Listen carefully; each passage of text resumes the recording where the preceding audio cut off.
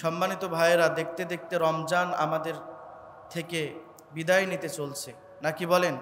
কিছুদিন আগে আমরা পড়লাম দোয়া, আল্লাহুম্মা বারিক লানা ফি রজাবা ওয়া শাবান ওয়া বাল্লিগনা রমাজান। আজকে আমাদের মাঝে রমজান কয়টা? 20টা রোজা আজকে আমাদের থেকে বিদায় নিবে। আমরা রহমত পেয়েছি কিনা জানি না। আজকে মাগফিরাত আমাদের থেকে শেষ হয়ে যাবে। মাগফিরাত আমরা পেয়েছি কিনা এটাও আমাদের চিন্তা চেতনা, আমাদের সেই পেয়েছি কিনা এই চিন্তাটাও আমাদের আসছে না অনেকের, ঠিক কিনা? যে আমরা রহমত কাটাই আসলাম, রহমত পেয়েছি কিনা আমাদের কোনো গ্যারান্টি নাই। আবার মাগফিরাত আমাদের থেকে চলে যাচ্ছে, কোনো গ্যারান্টি নাই পেয়েছি কিনা। সামনে আমাদের দিন আসছে, 10 দিন নাজাতের দিন, আর আমরা নাজাত চাই সকলে। নাজাতের জন্য আমাদের কাজ করতে হবে, আর সবচাইতে বেশি আমল এই নাজাতের মধ্যে আছে। গুরুত্বপূর্ণ একটা দিন আছে এই নাজাতের 10 দিনের মধ্যে। সেই দিনটার নাম কি? আপনারা সকলে বলুন, সেদিনটার নাম কি? শবে মেরাজ, শবে কদর। শবে কদর, ইন্না আনজালনাহু ফি লাইলাতিল কদর ওয়া মা আদরাকা মা লাইলাতুল কদর লাইলাতুল কদরি খায়রুম মিন আলফি শাহর। সুবহানাল্লাহ। সবচাইতে গুরুত্বপূর্ণ দিন, গুরুত্বপূর্ণ রাত শবে কদরের রাত। 1000 বছর চাইতে উত্তম এই রাত, শ্রেষ্ঠ রাত। 1000 মাস, 1000 বছর, ওই বাড়ায় বললে মানুষ আরো বেশি করে আমলের স্পৃহা পাবে, ঠিক কিনা? এজন্য বাড়ায় বলতে হবে। 1000 মাস থেকে কি দামি মাস, উত্তম মাস, শ্রেষ্ঠ মাস। কেউ যদি তার জীবদ্দশায় অপরাধ করে, অন্যায় করে, হায়াতে যদি কোনো আল্লাহর ইবাদত না করে, সেই ব্যক্তিও যদি এই রাত পেয়ে যায়, আর এই রাতে যদি ইস্তেগফার করে চোখের পানি একবার নাকের ডগায় যদি আনতে পারে, আল্লাহ তাআলা তার পিছনের সমস্ত গুনাহ আল্লাহ ক্ষমা করে দেন। সুবহানাল্লাহ। এজন্য রাসূল করিম সাল্লাল্লাহু আলাইহি ওয়াসাল্লাম বলেছেন, মান বাকা মিন খাশিয়াতিল্লাহ হাররামাল্লাহু আলাইহিন নার। রাসূল বলছেন, কেউ যদি আল্লাহর জাহান্নামের ভয়ে, আল্লাহর ভয়ে, কবরের ভয়ে, হাসরের দাঁড়ানোর ভয়ে, আল্লাহর সামনে হিসাব দেওয়ার ভয়ে কেউ যদি চোখ থেকে আল্লাহর ভয় করে, জাহান্নামকে ভয় করে যদি চোখের পানি মাছির ডাগা পরিমাণ, মাছির ডানা পরিমাণ যদি চোখ থেকে পানি বের করতে পারে, আল্লাহ তাআলা তার জন্য জাহান্নামকে হারাম করে দিবেন। সুবহানাল্লাহ। পড়ে কত সহজ, কত সহজ আল্লাহ করেছে গুনাহ মাপের, কত সহজ করেছে। মাছির ডানা কতটুকু, কতটুকু কোনোদিন দেখেছেন, মেপেছেন? কতটুকু মাছির ডানা? ওই সম পরিমাণ যদি চোখের একটা পাপড়িও ভিজবে না। যদি অতটুক পরিমাণ আল্লাহর ভয়ে কেউ ক্রন্দন করে, নির্জনে বসে গুনাহের কথা স্মরণ করে অনুতপ্ত হয়ে, লজ্জিত হয়ে কেউ যদি কাঁদতে পারে, মাছির ডানা সম পরিমাণও যদি সে কাঁদে, চোখ দিয়ে পানি বের হয়, তার জীবনের সমস্ত গুনাহ আল্লাহ ক্ষমা করে দেয়। শুধু ক্ষমা করে এতটুকু শেষ নয়, দলিল উলাইকা ইউবাদদিলুল্লাহু সাইয়্যাতিহিম হাসানাত। আল্লাহ বলেছে সেই গুনাহটা আমি নেক দ্বারা পরিপূর্ণ করে দিই। সুবহানাল্লাহ। পড়ে এজন্য সম্মানিত ভাইয়েরা, আপনাদের সামনে আমি 2টা বিষয়ে কথা বলতে চাই। কয়টা বিষয়ে? 2টা বিষয়ে না বললেই নয়, 2টা আমলের কথা আমি বলতে চাই। যেই 2টা আমল আমাদের এই 10 দিনে করতে হবে। একটা আমল হলো যাকাতের আমল। কিসের আমল? আর একটা হলো, বলেন তো দেখি, আর একটা কিসের আমল? ইতিকাফের আমল। এই 2টা আমল আমাদের সামনে, এই 2টা আমল আমাদের বেশি বেশি করে করতে হবে। যাকাত, আগে আমরা যাকাত সম্পর্কে কিছু কথা শুনি। যাকাত, নামাজ যেমন ফরজ, যাকাতও তেমন ফরজ। কিন্তু আমাদের সমাজে যাকাতকে কি প্রাধান্য দেওয়া হয়? নামাজকে যে পরিমাণ প্রাধান্য দেওয়া হয়, যাকাতকে কি সেই পরিমাণ প্রাধান্য দেওয়া হয়? ভাই আওয়াজ করে বলেন। অথচ আল্লাহ তাআলা কুরআনুল কারীমে 82 জায়গায়, এই কুরআনুল কারীমে আল্লাহ তাআলা 82 জায়গায় সালাতের কথা বলেছেন। আর 82 জায়গায় আল্লাহ তাআলা যেখানে সালাতের কথা, সেখানে যাকাতের কথাও আল্লাহ তাআলা তুলে ধরেছেন। সুবহানাল্লাহ। আল্লাযীনা ইম্মাক্কান্নাহুম ফিল আরদি আকামুস সালাহ ওয়া আতাউয যাকাত। আল্লাহ বলেন যদি ইসলামী রাষ্ট্র কায়েম হয়ে যায়, যে গভর্নর হবে, যে প্রধানমন্ত্রী হবে, সে যদি নেককার হয়, তাহলে রাষ্ট্র ক্ষমতায় যে আগে তিনি নামাজের পাশাপাশি যাকাত কায়েম করবে। সুবহানাল্লাহ কোন, নামাজ তো কায়েম করবে, আকিমিস সালাতের পরেই জাকাত তিনি প্রতিষ্ঠা করে দিবেন। জাকাত দিতে বাধ্য হবে মানুষ তখন। এখন তো ইচ্ছায় জাকাত দিতে হয়। লাখ টাকা জাকাত ফরজ হয়, 30,000 টাকার শাড়ি আর লুঙ্গি দিয়ে, মশারি দিয়ে এটা শেষ করে, আর মনে করে ভিডিও ক্যামেরা করে মানুষকে দেখায় যে আমি জাকাত দিই, প্রতি বছর আমি জাকাত দিই, আমি ধনী, আমি বড় লোক। শুনে রাখো, তোমার ওই জাকাত আল্লাহর কাছে এক জাররা পরিমাণও কবুল হবে না। কথা বলেন ঠিক কিনা? কবুল হবে? 1 লাখ টাকা এসেছে জাকাত, আর 30,000 টাকার লুঙ্গি আর কি কিনে, শাড়ি কিনে লাইনে দাঁড় করায়। গতবার তো দেখলাম একটা মহিলা লাইন ক্রস করে শাড়ি নিতে এসেছে বিধায় ওই নেতা, ওই বেয়াদব শাড়ি দিয়ে ওই মহিলাকে মুখের মধ্যে এমন জোরে আঘাত করেছে, মহিলা শেষ পর্যন্ত মাটিতে পড়ে গেছে। নাউজুবিল্লাহ কোন। তুমি ফরজ বিধান আল্লাহর আদায় করছো, সেখানে একটা মহিলার উপর আক্রমণ করার অধিকার তোমার কে দিয়েছে? বেয়াদব, তোমার জাকাত দেওয়ার দরকার নাই। এ নামের জাকাত দেওয়া বন্ধ করো সমাজ থেকে। যদি সহি সালামতে পূর্ণভাবে জাকাত দিতে পারো তো জাকাত দাও, আর না হলে জাকাত তোমরা ছাড়ো। কথা বলেন ঠিক কিনা? শাড়ি আর লুঙ্গি দিয়ে মস্করা করো। জাকাত দেওয়ার সিস্টেম আল্লাহ তাআলা জানিয়ে দিয়েছেন, সে ব্যাপারে আমি আপনাদের সামনে কথা বলবো। জাকাত দেওয়ার সিস্টেম, জাকাত কাকে দিবেন, কিভাবে দিবেন, আল্লাহ তাআলা সূরা তাওবার মধ্যে সম্পূর্ণভাবে জানিয়ে দিয়েছেন। বলেন আল্লাহু আকবার।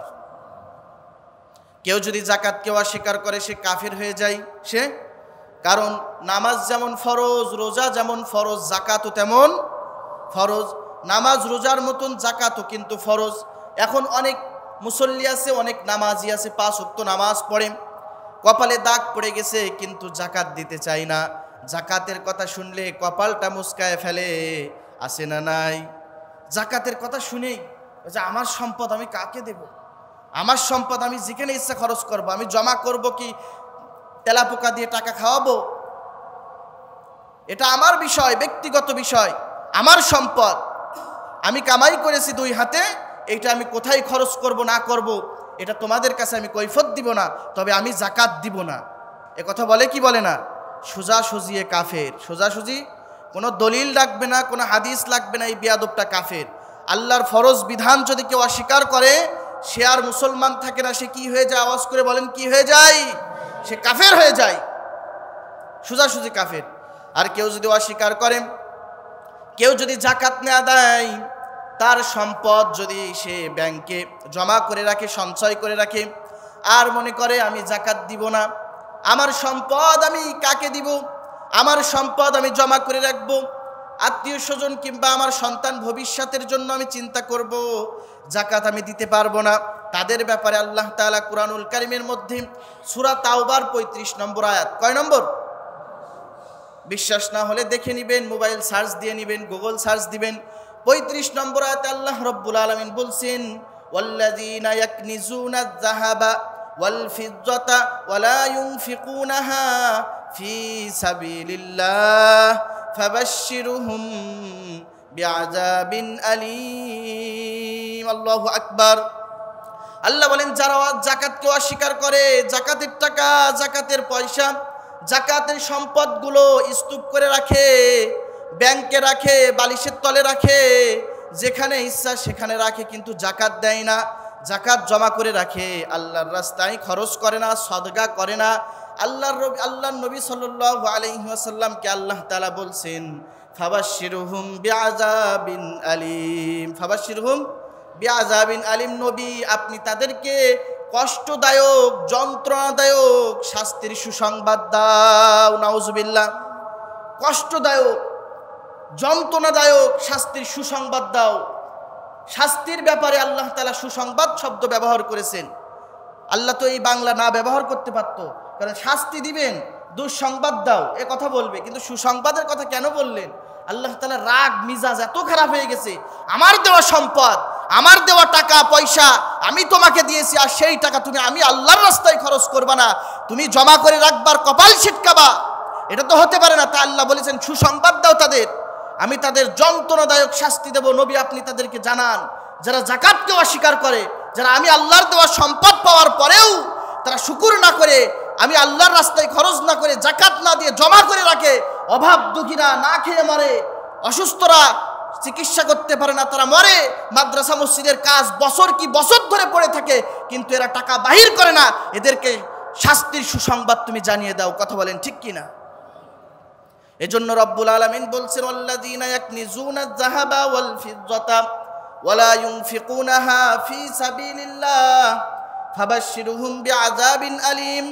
যারা টাকা পয়সা অর্থ সম্পদ সোনা দানা তারা গচ্ছিত রাখে, তারা সঞ্চয় করে রাখে, আখিরাতের জন্য খরচ করে না, সদকা করে না, যাকাত দেয় না, গরিব দুঃখীকে দেয় না, মাদ্রাসা মসজিদে দান করে না, ইয়াতিমকে দান করে না, ফি সাবিলিল্লাহ আল্লাহর রাস্তায় খরচ করে না। নবী আপনি তাদেরকে যন্ত্রণাদায়ক শাস্তির কথা হইলেই তো হইতো যে আমি তাদেরকে শাস্তি দিব। আল্লাহ বলছেন যন্ত্রণাদায়ক শাস্তির সুসংবাদ নবী আপনি তাদেরকে জানান। তারপরে রব্বুল আলামিন বলছেন 35 নম্বর আয়াতে 36 নম্বর আয়াতে আল্লাহ বলছেন, ইয়াউমা ইউহমা আলাইহা ফি নারি জাহান্নামা ফাতুকওয়া বিহা জিবাহুহুম ওয়া জুনুবুহুম ওয়া যুহুরুহুম ওয়া জুনুবুহুম ওয়া যুহুরুহুম ওয়া জুনুবুহুম ওয়া যুহুরুহুম। আল্লাহ বলছেন জিবাহুহুম ওয়া জুনুবুহুম ওয়া যুহুরুহুম হাযা মা কানাস্তুম লিআনফুসিকুম ফাযুকু মা কুনতুম তাকনিজুন। আল্লাহু আকবার। আল্লাহ বলছেন ইয়াউমা ইউহমা আলাইহা ফি নারি জাহান্নামা। নবী আপনি তাদেরকে জানান যারা টাকা পয়সা অর্থ সম্পদ সোনা দানাকে জমা করে রাখে, সোনা দানা কি করে? জমা করে রাখে, তাদের এমন শাস্তি দেওয়া হবে আখিরাতের কঠিন দিনে, তাদেরকে ওই মাল সম্পদ জাহান্নামের আগুনে, ওই মাল সম্পদ সোনা দানা টাকা পয়সা আখিরাতের ওই কঠিন শাস্তি, ওই যে জাহান্নামের আগুন, উত্তপ্ত আগুন দিয়ে তাদের ওই টাকা পয়সাগুলো অর্থ সম্পদগুলো সোনা দানাগুলো গলানো হবে। কি হবে? গলানো হবে, উত্তপ্ত গরম করে তাদের জন্য একটা ইস্ত্রি বানানো হবে। কি বানানো হবে? ইস্ত্রি না, আয়রন মেশিন, ইস্ত্রি মেশিন, ওইটা বানানো হবে। কেমন? 10 মিনিট হিট দিয়ে তারপর একটু কপালে লাগায় দেখেন। অত শক্তিশালী হয়ে গেছেন, আল্লাহর সামনে আল্লাহর ফরজ বিধান নিয়ে অস্বীকার করেন, খুব পণ্ডিত হয়ে গেছেন, খুব মাস্তান হয়ে গেছেন। তো ওই ইস্ত্রি 10 মিনিট আপনি বাড়ির ইস্ত্রি, আপনার বাড়ির আয়রন, কিনা আয়রন আছে না, ওই যে অল্টনের যে আয়রনটা, ওইটাই দিয়েন। বাজারেরটার কথা বাদ দিলাম। 10 মিনিট দিয়ে কপালে একটু ছ্যাক দিয়েন। যদি সহ্য করতে পারেন তাহলে আল্লাহর ফরজ বিধান যাকাতকে অস্বীকার করবেন, কোনো সমস্যা নাই।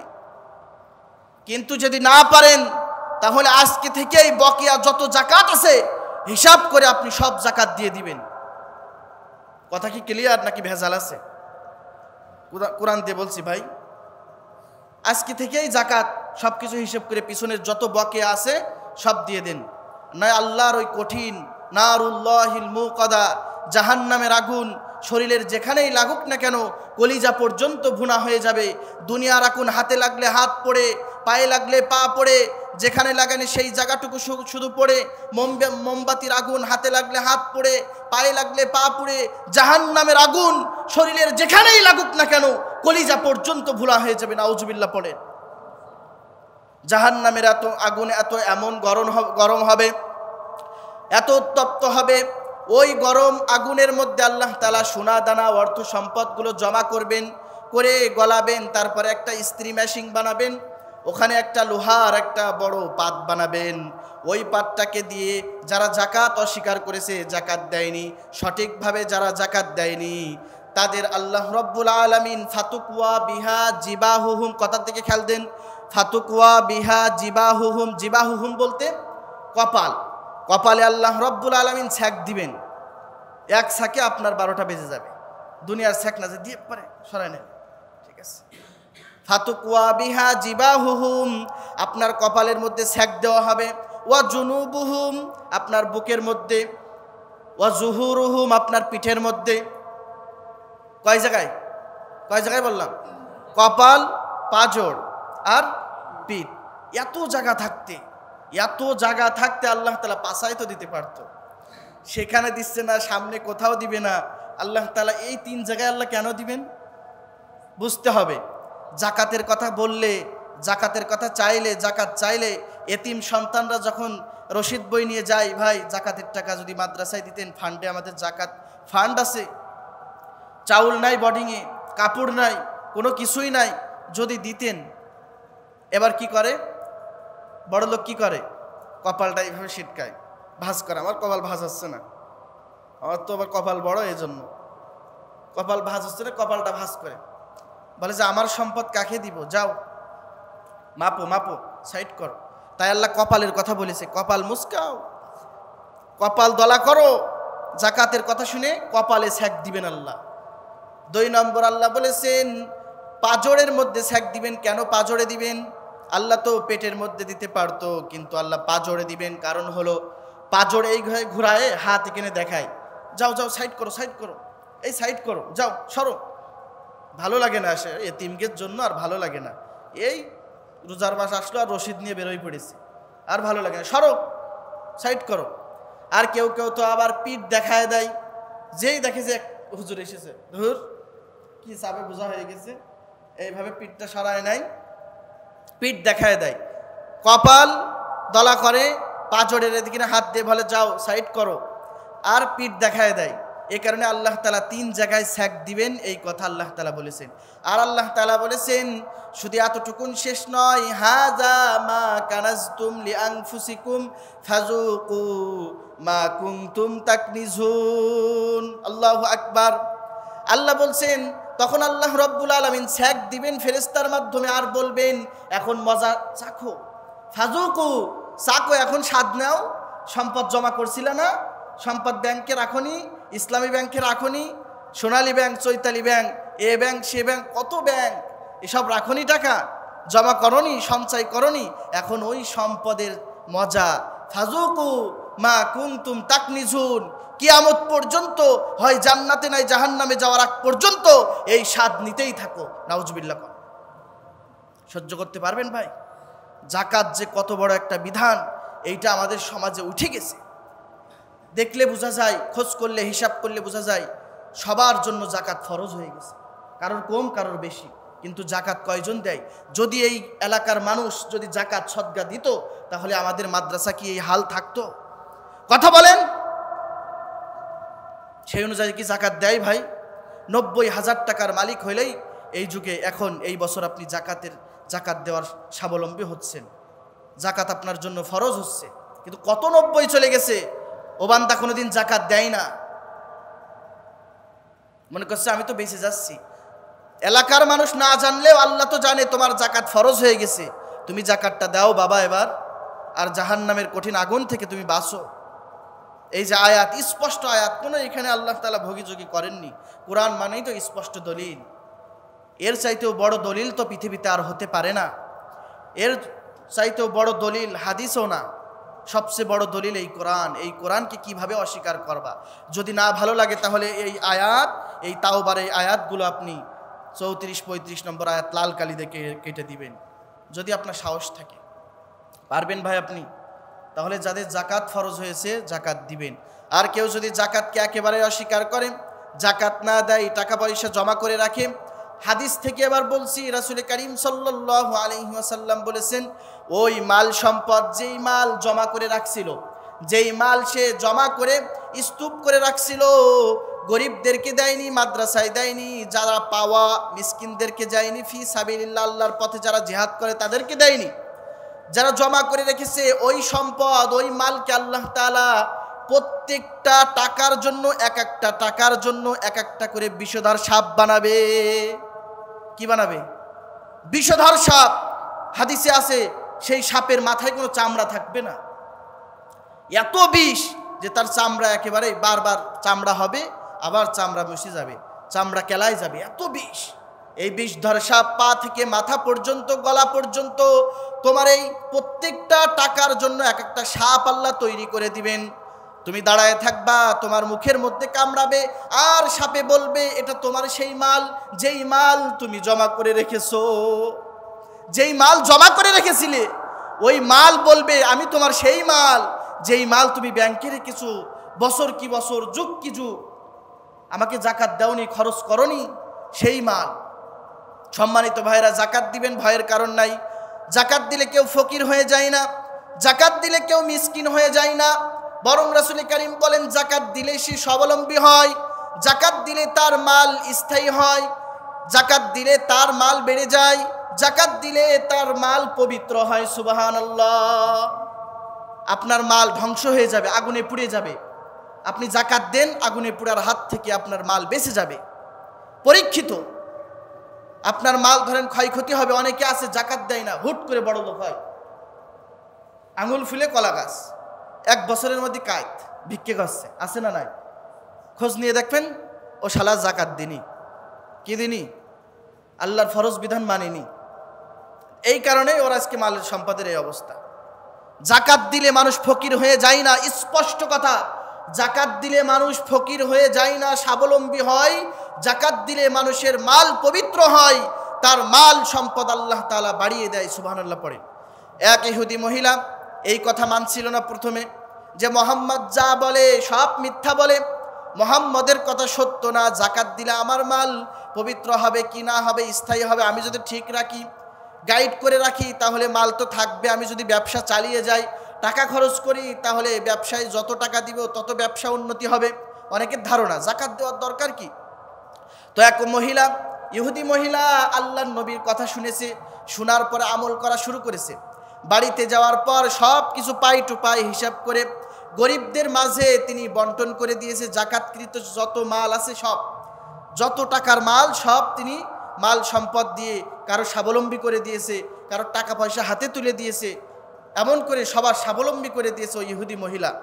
আর ভাবতেছে, মনে মনে ভাবতেছে, মোহাম্মদ যে এই কথা বলল যে জাকাত দিলে মাল স্থায়ী হয় এবং নিরাপদে থাকে, ডাকাতের হাত থেকে, চোরের হাত থেকে নিরাপদ থাকে, আমি বাড়ি ঘর করেছি, এর একটা জাকাত আছে, আমার টাকা পয়সা আছে, এর একটা জাকাত আছে, ব্যাংকে টাকা রেখেছি, ব্যাংক লুটপাট হয়ে যাওয়ার একটা চিন্তা আছে, এটা থেকে মুক্ত থাকতে হবে। তাই জাকাত যেহেতু মোহাম্মদ দিতে বলেছে, দেখি জাকাতটা দিয়েই দেখি। জাকাত দেওয়ার পর তিনি চিন্তা এই করতেছেন, যদি এই কথা সত্য না হয় মোহাম্মদের ধরে সবার সামনে বেইজ্জতি করবো, শুধু আলতো ফালতো কথা বলো, এটা বেইজ্জতি করার চিন্তা ভাবনা।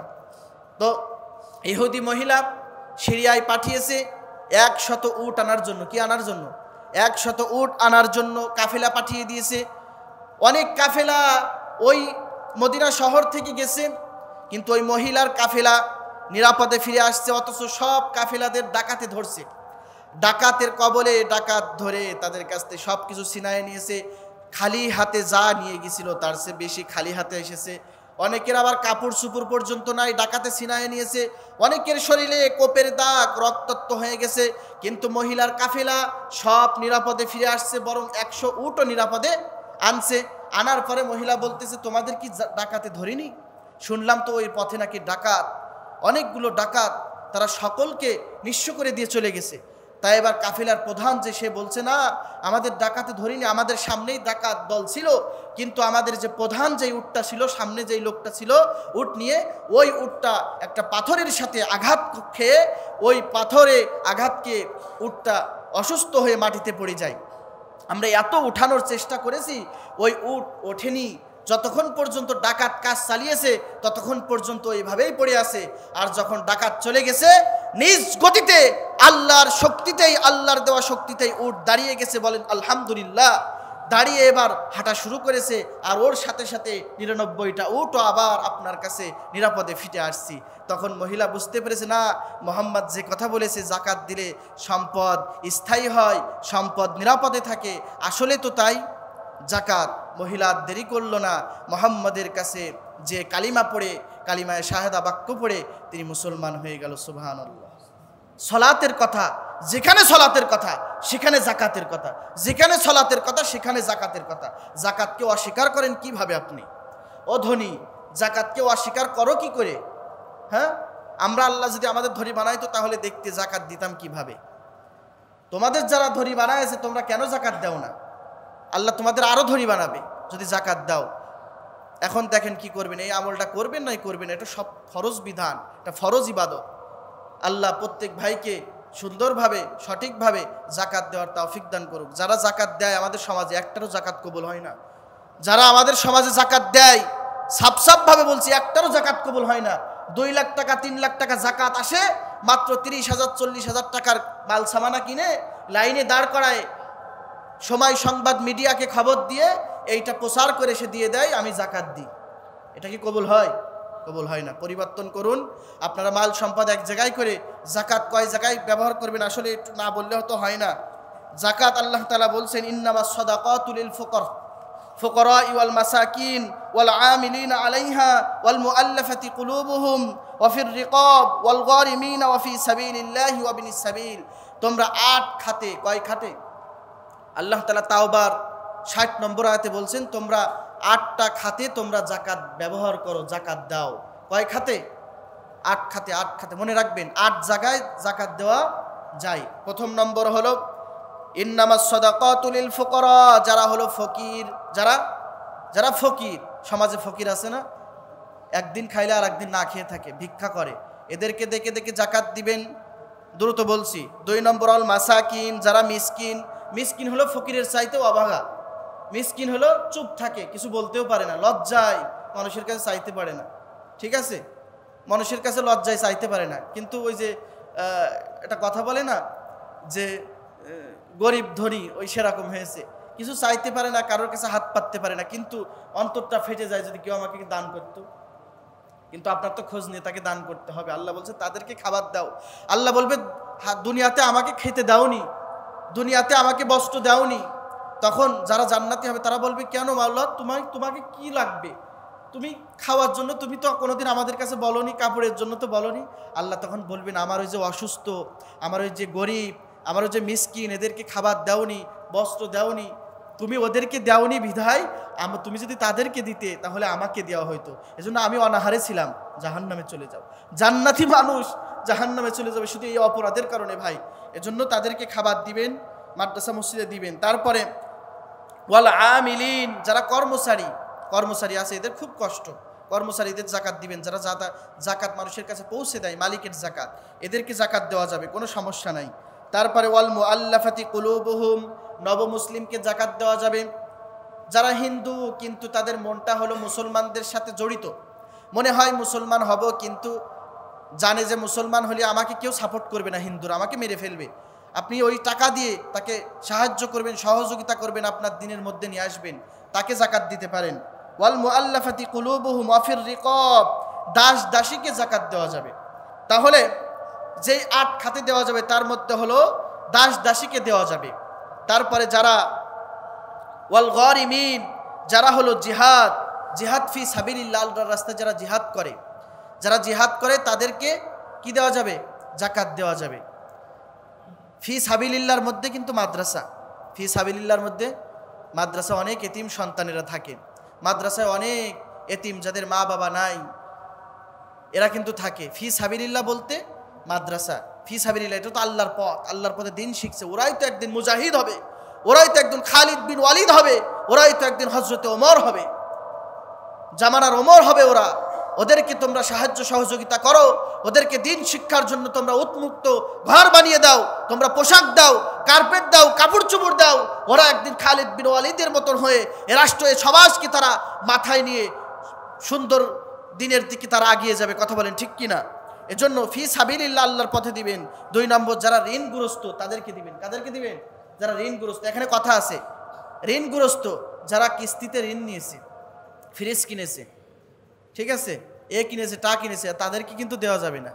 হ্যাঁ, মোটরসাইকেল কিনেছে কিস্তিতে, ঋণে বাঁচছে না, তাই আপনি দিলেন, তার জাকাত হবে? মোটরসাইকেল 5 তলে দিয়ে মুরব্বি কিছু মানে না, এমন একটা পিকআপ দেয়, মুরব্বির মুখে সব ধুলো, কয়লা ময়লা, একদম মুখ টুক ভরে গেছে। মুরব্বির কাছে বাবা এ কি করলে তুমি? ওই টাকা দিয়ে মোটরসাইকেল কিনেছে, এখন তাকে দিচ্ছে জাকাত। সংসারের ঘানি টানতে টানতে যার মাজা বেঁকা হয়ে গেছে, সংসারের ঘানি টানতে টানতে যে অসুস্থ, যে শেষ পর্যন্ত মানুষের কাছে হাত পেতেছে, ভাই আর সংসার চলে না, একটা কাপড় না দিতে পারলে আমার মেয়ের মুখ আর ভালো থাকবে না, আমার মেয়ে বলেছে একটা জামা আনতে, বাবা একটা জামা এনো, জামাটা যদি না নিয়ে যায় আমার মেয়ে খুব কষ্ট পাবে। যদি টাকা দিতেন ভাই, তাহলে ওই টাকা দিয়ে একটা জামা, স্ত্রীর জন্য একটা ব্লাউজ কাপড় কিনতে পারতাম। এমন যারা কষ্ট করে টাকা হাওলাত করে ঋণী হয়ে গেছে, তাদেরকে আপনি জাকাত দিবেন। যে মোটরসাইকেল কিনেছে ওয়ালটনের শোরুম থেকে, অ্যাপাসি কিনেছে, এখন কিস্তি চালাতে পারছে না, সে ঋণী তো, তাই আপনি তাকে জাকাত দিলেন, হবে? হবে? হবে? হবে না, তাকে জাকাত দেওয়া যাবে না। আর হলো 8 নম্বর সর্বশেষ, যারা হলো প্রতীক বা মুসাফির। প্রতীক বা মুসাফির, প্রতীক যে মুসাফির, মনে করেন ঢাকায় আমার বাড়ি আছে, আমার বলি কেমন একটা হয়, ধরেন যে আপনাদের ঢাকায় অনেকের বাড়ি আছে, এখানে এসেছেন, এখন কিছুই নেই, কিছুই নেই, কোনো সম্বল নেই, কোনো টাকা পয়সা নেই, 5 টাকা বের করবেন এমন কোনো ক্ষমতা নেই। আপনি ঢাকায় বড়লোক, ঠিক আছে, এখানে গরিব, আপনাকে প্রতীক বা মুসাফির, এই কারণে আপনাকে জাকাত দেওয়া, ইসলাম বলেছে, আল্লাহ বলেছে জাকাত দেওয়া যাবে। এই 8 খাত ব্যতীত কোনো বাহিরে জাকাত দেওয়া যাবে কথা কয় না, যাবে না। এই 8 খাতে জাকাত দিতে পারবেন। সম্মানিত ভাই, আল্লাহ তাআলা আমাদের পরিপূর্ণভাবে জাকাত দেওয়ার, সহি সালামতে জাকাত দেওয়ার সে তৌফিক, মন মানসিকতা দান করুক, আমিন।